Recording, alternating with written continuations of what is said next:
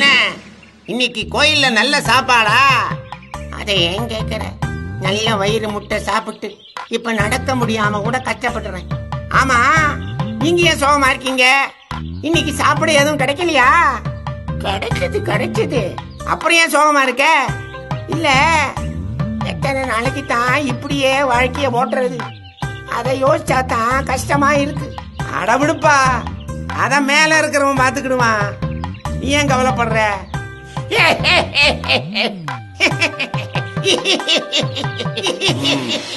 பார்த்துக் கொள்ளுகிறேன். இதே வழக்கமாக போய்விட்டது. தினமும் இங்கு வந்து விடுகிறார்கள். இது அரண்மனையா இல்லை ஏதேனும் சத்திரம் சாவடியா?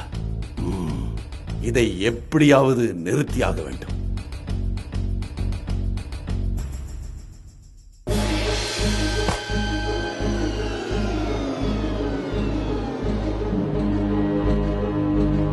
இந்த அரண்மனையை சுற்றி யாரும் உட்காரக்கூடாது.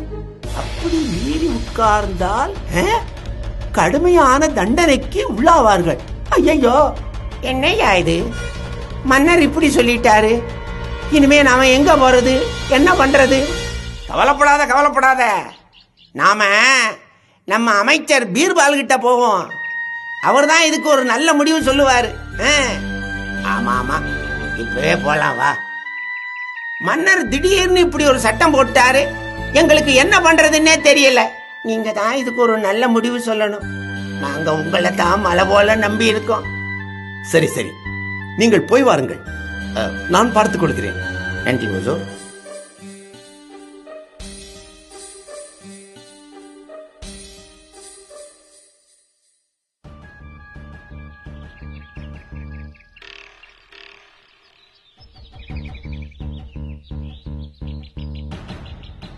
சாமி, இங்கெல்லாம் உட்காரக்கூடாது.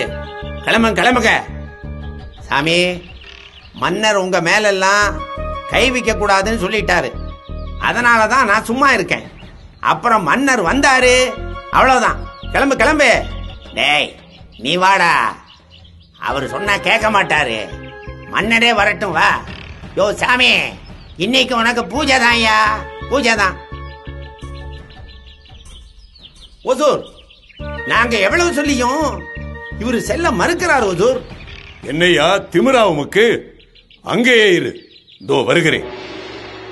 ஏய், யார் நீ? இங்கு உட்கார உனக்கு யார் அனுமதி கொடுத்தது? நீ ஒய்யாரமாக ஓய்வெடுக்க இது ஒன்றும் தர்ம சத்திரம் அல்ல. இது எனக்கு சொந்தமான அரண்மனை. மன்னா, இது உங்கள் அரண்மனையா? ஆம், இது என்னுடைய அரண்மனை தான்.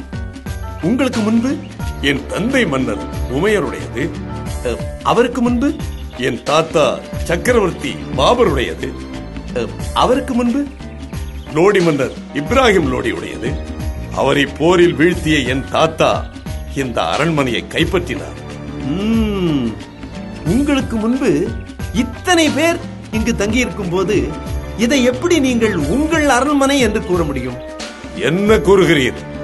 மன்னா, இந்த உலகமே ஒரு தர்ம சத்திரம் தான்.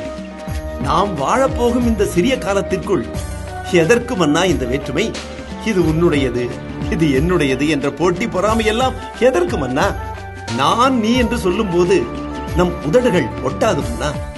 நாம் என்று சொல்லும் போதுதான் நம் உதடுகளே ஒட்டும். இது புரியாமல் நிழலுக்கு ஒதுங்கிய அந்த சாதுக்களை துரத்தி விட்டீர்களே, இது எந்த விதத்தில் நியாயம் மன்னா? நான் என்ற அகந்தையால் மூடியிருந்த என் கண்களை திறந்த நீங்கள் யார்? இன்னுமா மன்னா புரியவில்லை? நான் தான் உங்கள் அமைச்சர் பீர்பால். மன்னர் என்றும் பாராமல் நான் செய்த தவறை சுட்டி காட்டிய பீர்பால் அவர்களே, நன்றி, மிக்க நன்றி. இப்பொழுதே நான் இட்ட ஆணையை திரும்ப பெறுகிறேன். நன்றி மன்னா, மிக்க நன்றி.